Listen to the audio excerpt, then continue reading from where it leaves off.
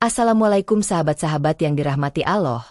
Hari ini saya akan menceritakan seorang orang kaya arogan yang menabrak tukang bakso keliling. Alhasil, ini akibat yang harus ia terima. Namun, sebelumnya saya sarankan untuk menuliskan sholawat Nabi Muhammad agar kelak sholawat ini menjadi saksi untuk mendapat syafaat di akhirat. Like dan subscribe ke channel ini sangat membantu menyebarkan dakwah Islam dan menjadi amal jariah. Pagi itu di kota Surabaya, mentari menyinari jalanan yang sibuk. Mobil-mobil mewah berjejer di jalanan, sementara orang-orang yang berjalan kaki tampak terburu-buru menuju tempat tujuan mereka. Di tengah keramaian itu, ada satu sosok yang tampak berbeda. Pak Sumarno, seorang pria tua yang dengan sabar mendorong gerobak bakso kelilingnya, mencoba bertahan hidup dengan usaha yang sudah dilakukan selama bertahun-tahun. Pak Sumarno tidak pernah mengeluh.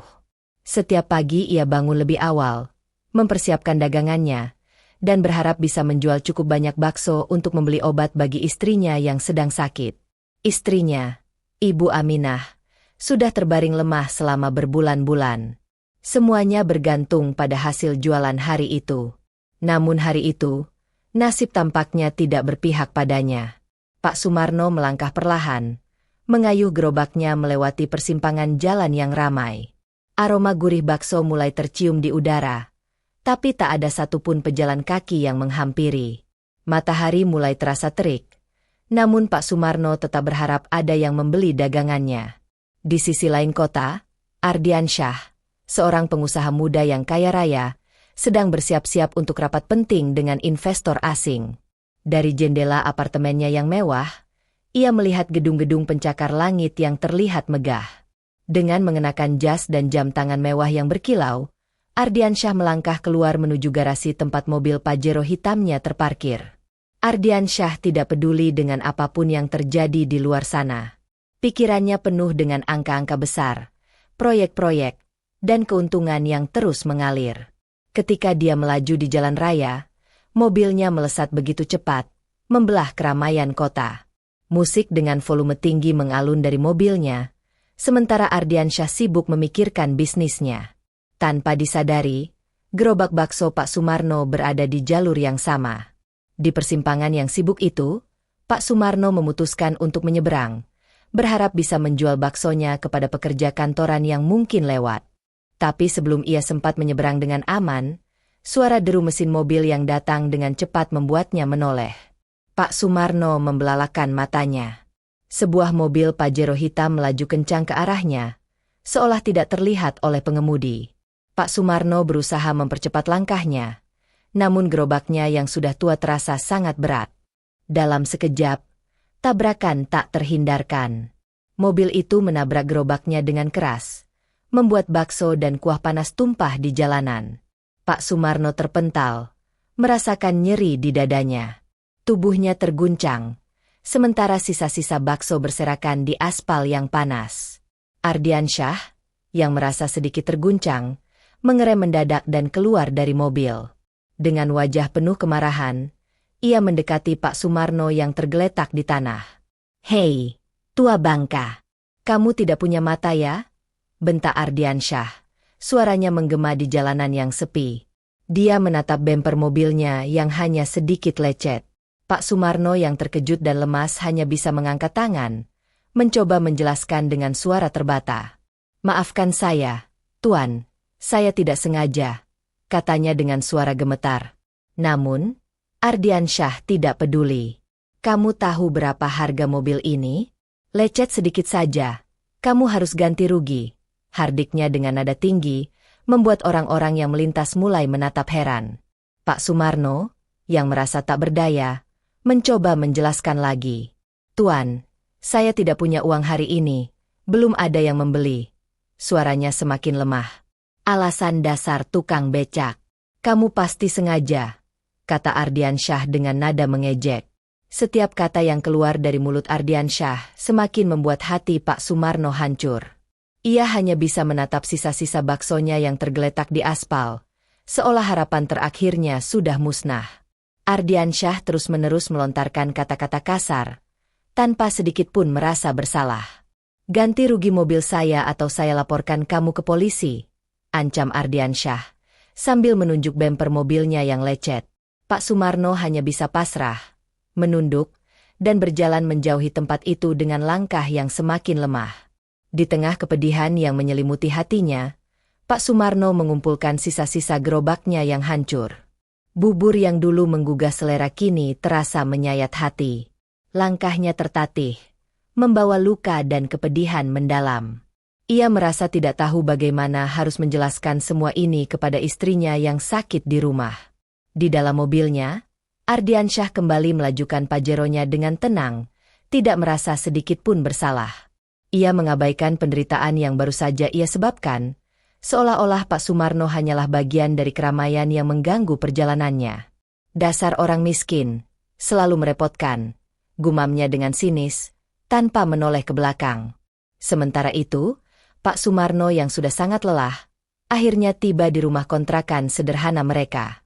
Istrinya, Ibu Aminah, yang terbaring lemah di ranjang, menatapnya dengan wajah pucat. "Pak, mana gerobaknya? Mana baksonya?" tanyanya dengan suara lirih.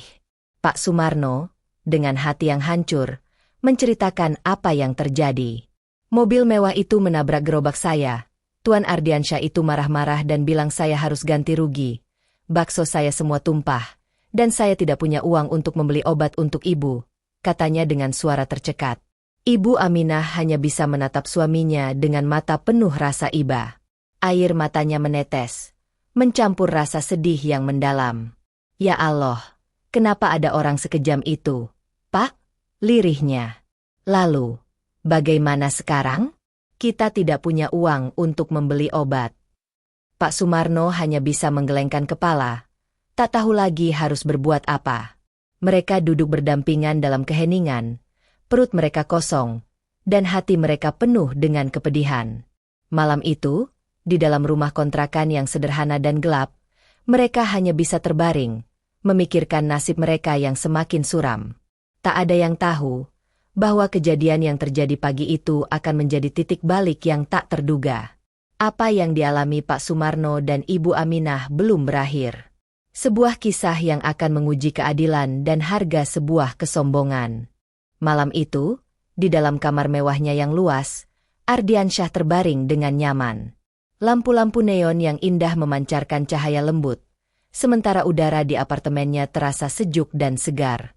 Namun, meskipun segala sesuatu terlihat sempurna, hatinya seolah kosong. Sementara tubuhnya berbaring dengan tenang di ranjang king size yang empuk, pikirannya terus teringat pada kejadian yang terjadi pagi tadi. Saat ia mencoba memejamkan mata, bayangan wajah Pak Sumarno, tukang bakso tua yang telah ia perlakukan begitu kejam, terus menghantuinya.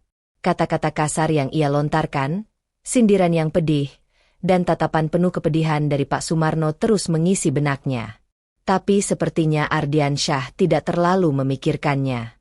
Ia merasa sudah benar, karena mobil mewah Pajeronya lecet sedikit akibat tabrakan itu. Di matanya, Pak Sumarno hanyalah seorang penghalang yang menyusahkan perjalanan hidupnya.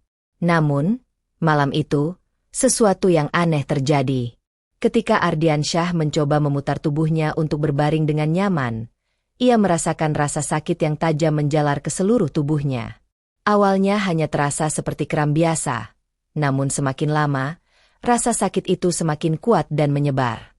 Tubuhnya terasa kaku, seolah-olah ada beban yang menekan setiap persendiannya. Ardiansyah mencoba menggerakkan tubuhnya, tetapi tidak bisa. Kakinya terasa sangat berat, dan tangannya tidak bisa digerakkan. Ia berusaha bangun, namun tubuhnya tidak merespons. Perasaan panik mulai merayapi dirinya. Apa yang terjadi? Mengapa tubuhnya tidak bisa bergerak? Di tengah rasa sakit yang luar biasa, Ardiansyah mulai merasa ketakutan. Ia mencoba berteriak, memanggil asisten rumah tangganya, Pak Trisno, namun suaranya hanya berupa rintihan tertahan. Tenggorokannya terasa seolah tercekik, dan ia tidak bisa mengeluarkan suara. Setiap usaha untuk bergerak atau berbicara sia-sia. Tubuhnya benar-benar kaku, tak bergerak sedikit pun. Keringat dingin mulai membasahi tubuhnya, sementara rasa panik semakin menguasai dirinya. Dengan napas yang terengah-engah, Ardiansyah merasa terjebak dalam tubuhnya sendiri, tidak bisa bergerak, tidak bisa berbicara, hanya bisa merasakan sakit yang menjalar ke seluruh tubuh. Ia yang dulu merasa kuat dan berkuasa, kini terbaring tak berdaya, merasakan ketidakberdayaan yang luar biasa. Sementara itu, di rumah kontrakan yang sederhana, Pak Sumarno dan Ibu Aminah masih terbaring di ranjang mereka yang usang. Mereka tidak memiliki banyak makanan, tidak ada obat, dan mereka hanya bisa berbaring dalam keheningan. Pak Sumarno merasa sangat tertekan, beban hidup semakin berat. Kegagalannya menjual bakso hari itu membuatnya merasa sangat rendah, dan ia tidak tahu bagaimana harus melanjutkan hidup. Namun, meskipun demikian, ia masih berusaha untuk bersabar dan berdoa. Ibu Aminah yang lemah hanya bisa memandang suaminya dengan tatapan penuh pengertian. "Pak, jangan terlalu dipikirkan. Mungkin ini ujian dari Allah, kita harus tetap sabar," katanya dengan suara lembut namun penuh ketulusan.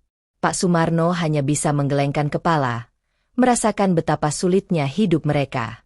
"Saya merasa gagal, Bu. Saya tidak bisa memberi apa-apa untukmu. Saya gagal menjadi suami," katanya dengan suara tercekat.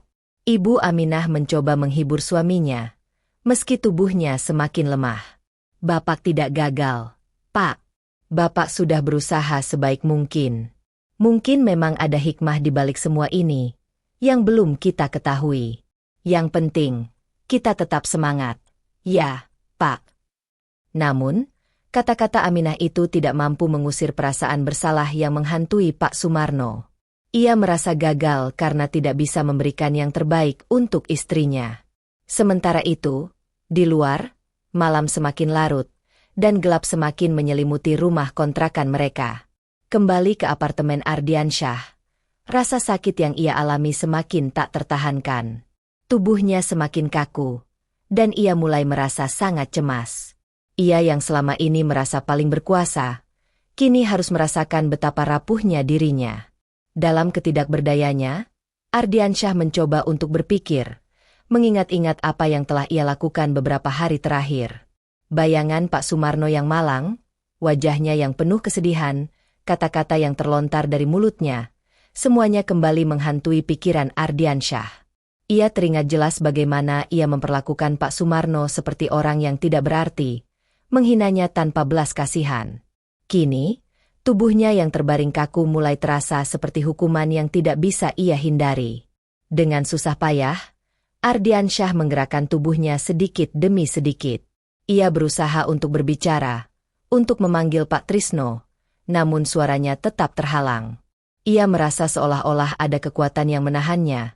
Tubuhnya tak bisa bergerak sama sekali. Rasa sakit semakin parah, dan Ardiansyah mulai merasa bahwa ada sesuatu yang sangat salah dengan dirinya. Saat itulah, untuk pertama kalinya, ia mulai menyadari apa yang mungkin terjadi. Mungkinkah ini adalah akibat dari apa yang telah ia lakukan terhadap Pak Sumarno? Mungkinkah ini adalah balasan dari Allah atas kesombongannya dan ketidakpeduliannya terhadap penderitaan orang lain? Pikiran itu datang dengan cepat, namun Ardiansyah tidak tahu bagaimana harus menanggapinya. Sementara itu, Pak Trisno, asisten rumah tangga Ardiansyah, mulai merasakan kekhawatiran. Ketika ia datang untuk membangunkan majikannya keesokan harinya, ia terkejut melihat tubuh Ardiansyah yang kaku, terbaring di ranjang dengan wajah pucat. Pak Trisno mencoba mengguncang tubuhnya, namun tidak ada respons. Tubuh Ardiansyah terasa dingin, seperti patung, dan Pak Trisno segera menghubungi dokter pribadi Ardiansyah. Dokter yang datang merasa bingung.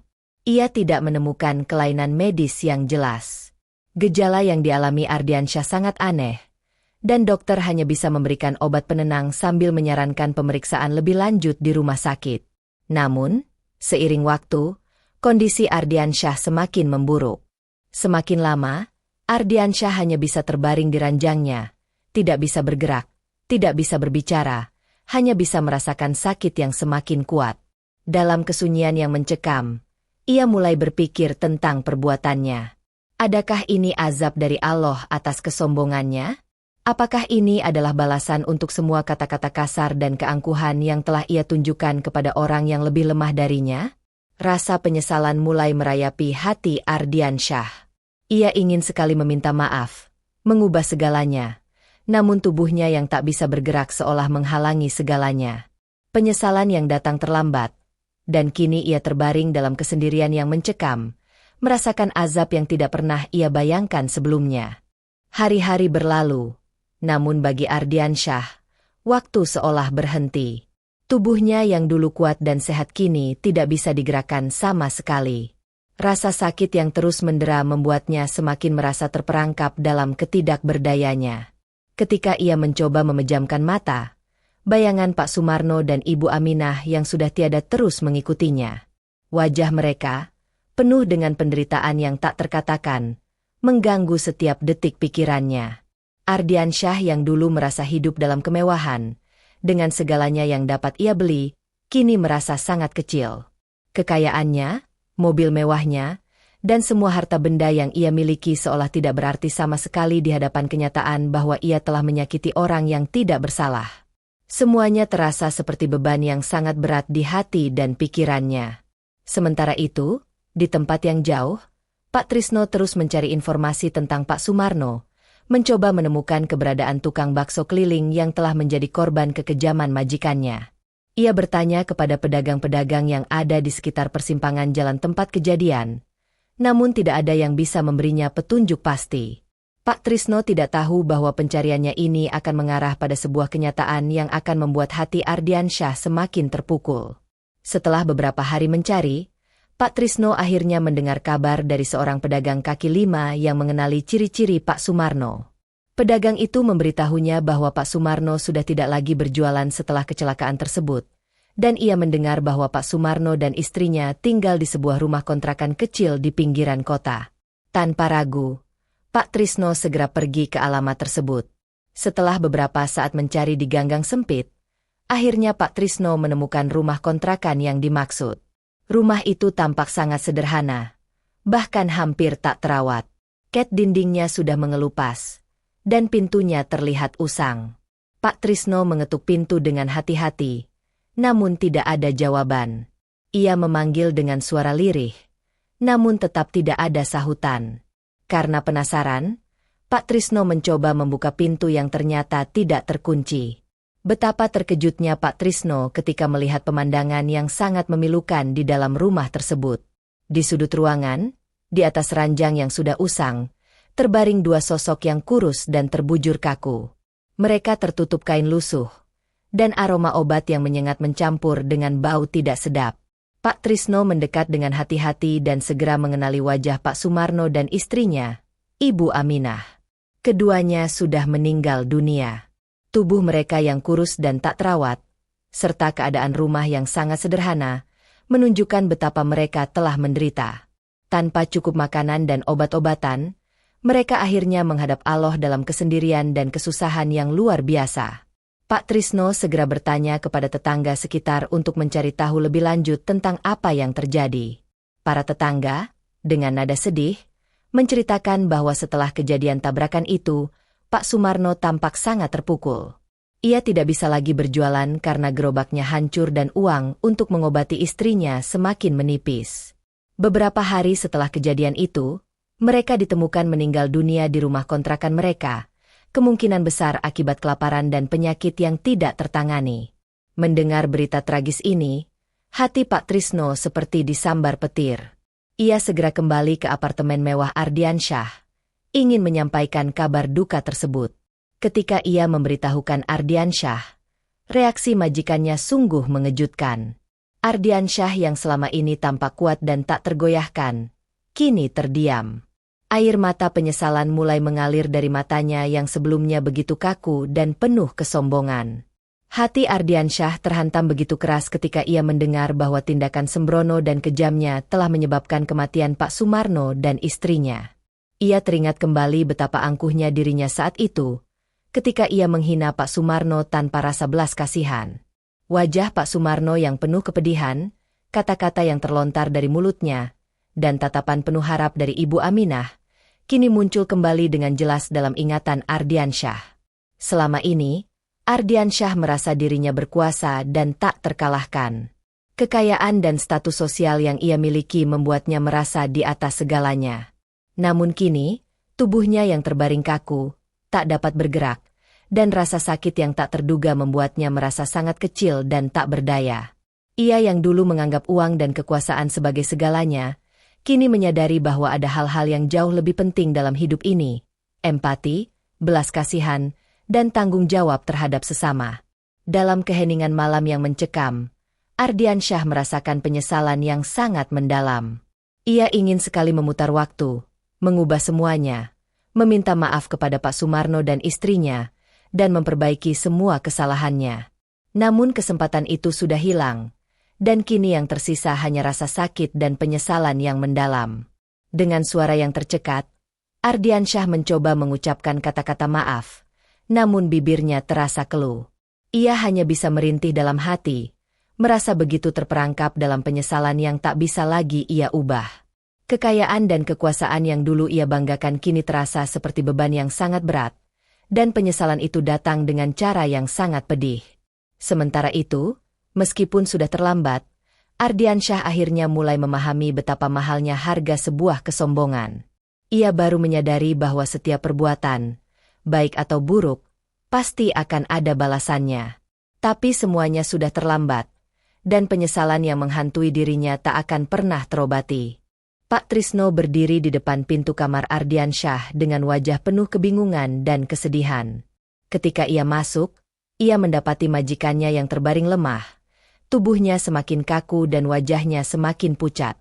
Ardiansyah yang biasanya terlihat penuh percaya diri kini tampak sangat rapuh dan rentan, seolah-olah dunia yang penuh kekayaan dan kesombongan yang dulu ia banggakan telah runtuh. Pak Trisno mendekat dengan hati-hati, menatap Ardiansyah yang hanya bisa terbaring. Ia tahu, dalam kondisi seperti ini, tidak ada banyak yang bisa ia lakukan selain memberi dukungan. Namun, hatinya juga terasa berat.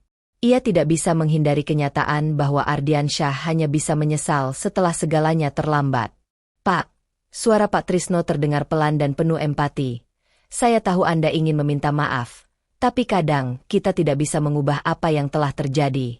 Kita hanya bisa menerima kenyataan dan mencoba untuk menjadi lebih baik." Ardiansyah mencoba membuka matanya, merasakan beratnya kata-kata itu. Ia ingin berbicara, namun tubuhnya tidak merespons. Penyesalan menguasai hatinya. Meskipun ia ingin mengubah semuanya, keadaannya kini sudah di luar kendali. Ia ingin bertemu dengan Pak Sumarno, ingin meminta maaf, tetapi itu sudah tidak mungkin lagi.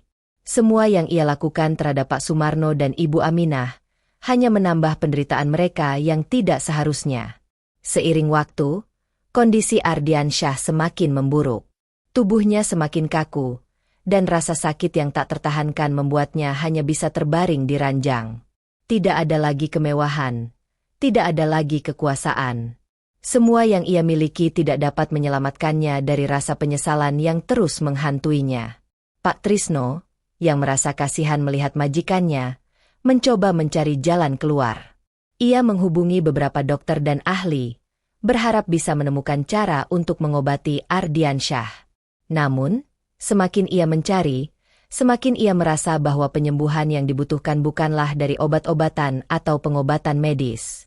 Yang Ardiansyah butuhkan adalah pengampunan dari dirinya sendiri dan pemahaman bahwa penyesalan yang tulus adalah langkah pertama untuk berubah. Pada suatu malam yang penuh keheningan, Ardiansyah terbangun. Dalam kesadarannya yang semakin terbatas, ia mulai berpikir tentang hidupnya yang dulu. Ia teringat akan keluarga sederhana Pak Sumarno, bagaimana mereka bertahan dengan segala keterbatasan, dan betapa kerasnya hidup mereka. Ia juga teringat kata-kata Ibu Aminah, yang meskipun dalam keadaan sakit, tetap menguatkan suaminya dengan kata-kata penuh kasih. Semua itu kini terasa sangat jauh dan sangat berbeda dengan hidupnya yang penuh dengan kekayaan dan kemewahan. Namun, tak ada satupun dari itu yang memberi ketenangan sejati. Setelah berhari-hari terbaring tanpa bisa bergerak, Ardiansyah akhirnya mengerti bahwa kesombongan dan kebanggaan yang pernah ia miliki hanyalah ilusi yang menutupi kenyataan hidup yang sesungguhnya. Keberhasilan, uang, dan mobil mewah tidak akan memberi kebahagiaan sejati. Yang ia butuhkan sekarang adalah hati yang bersih dan pengampunan, baik dari orang-orang yang telah ia sakiti, maupun dari dirinya sendiri. Namun, meskipun kesadaran itu muncul dalam pikirannya, tubuh Ardiansyah tetap tidak bisa bergerak. Ia hanya bisa merasakan sakit yang terus mendera tubuhnya, dan perasaan terperangkap dalam penyesalan yang tak dapat terobati. Saat itulah, Pak Trisno kembali masuk ke dalam kamar, membawa kabar yang lebih berat. "Tuan," kata Pak Trisno dengan suara yang penuh kesedihan, "saya baru saja mengetahui bahwa Pak Sumarno dan Ibu Aminah sudah meninggal dunia. Mereka meninggal akibat kelaparan dan penyakit yang tidak tertangani setelah kejadian itu." Berita itu membuat hati Ardiansyah semakin hancur. Wajah Pak Sumarno dan Ibu Aminah muncul kembali dalam ingatannya, dan kata-kata mereka yang penuh harapan kini terasa sangat menyakitkan.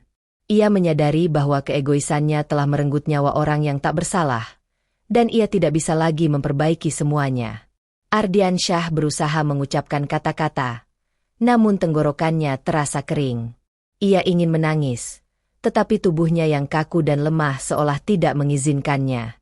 Satu-satunya hal yang ia bisa lakukan sekarang adalah merasakan penyesalan yang mendalam, yang tak akan pernah bisa ia ubah. Malam itu, Ardiansyah terbaring dalam kesunyian, tubuhnya yang kaku terasa semakin lelah. Dalam hati, ia berdoa, meminta pengampunan dari Allah, meskipun ia tahu bahwa penyesalannya sudah datang terlambat. Semua yang telah terjadi, baik maupun buruk, tak akan pernah bisa diubah. Tetapi yang ia tahu sekarang, penyesalan itu adalah pelajaran yang sangat mahal, dan ia hanya bisa berharap bahwa ini akan menjadi pengingat bagi dirinya, bahwa hidup ini bukan tentang kekuasaan atau kekayaan, tetapi tentang bagaimana kita memperlakukan sesama manusia. Ardiansyah hanya bisa terbaring dalam penyesalan yang abadi, berharap suatu hari nanti bisa menemukan kedamaian di dalam dirinya sendiri. Namun, bagi orang yang telah pergi, kesempatan untuk memperbaiki semuanya sudah hilang. Cerita ini menggambarkan sebuah perjalanan yang penuh dengan penyesalan dan kesadaran yang datang terlambat. Ardiansyah, seorang pengusaha kaya yang sombong, tanpa sadar merusak kehidupan orang lain dengan sikap kejamnya terhadap Pak Sumarno, seorang tukang bakso keliling yang miskin. Tindakannya menyebabkan penderitaan yang tak terkatakan bagi Pak Sumarno dan istrinya, Ibu Aminah, yang akhirnya mengarah pada tragedi yang tak dapat dihindari, kematian mereka karena kelaparan dan penyakit yang tak tertangani. Namun, meskipun segala kekayaan dan kekuasaan yang dimiliki Ardiansyah, ia akhirnya menyadari bahwa kehidupan tidak hanya tentang harta dan status sosial. Penyesalan datang setelah segalanya terlambat, ketika Ardiansyah sudah terperangkap dalam tubuhnya yang tidak bisa bergerak, merasakan sakit yang tak tertahankan dan perasaan bersalah yang menggerogoti dirinya. Meskipun ia ingin memperbaiki kesalahannya, kesempatan itu telah hilang selamanya. Hikmah yang dapat diambil dari cerita ini adalah betapa pentingnya memiliki empati terhadap sesama, terutama kepada mereka yang lebih lemah dari kita. Keangkuhan dan kesombongan hanya akan membawa penyesalan yang mendalam di kemudian hari. Kehidupan ini penuh dengan ujian, dan cara kita memperlakukan orang lain, terutama dalam masa-masa sulit, akan menjadi cermin dari siapa kita sebenarnya. Kesombongan dan keegoisan tidak membawa kebahagiaan yang sejati. Dalam kehidupan ini, yang paling berharga bukanlah harta atau kekuasaan, tetapi bagaimana kita bisa berbagi, peduli, dan memberikan kasih sayang kepada orang lain. Penyesalan mungkin datang terlambat, tetapi yang paling penting adalah bagaimana kita belajar dari kesalahan dan berusaha untuk menjadi pribadi yang lebih baik. Semoga cerita ini bisa menjadi pengingat bagi kita semua untuk selalu bersikap rendah hati, peduli, dan selalu mengingat bahwa setiap tindakan kita terhadap orang lain akan membawa dampak yang besar dalam kehidupan mereka.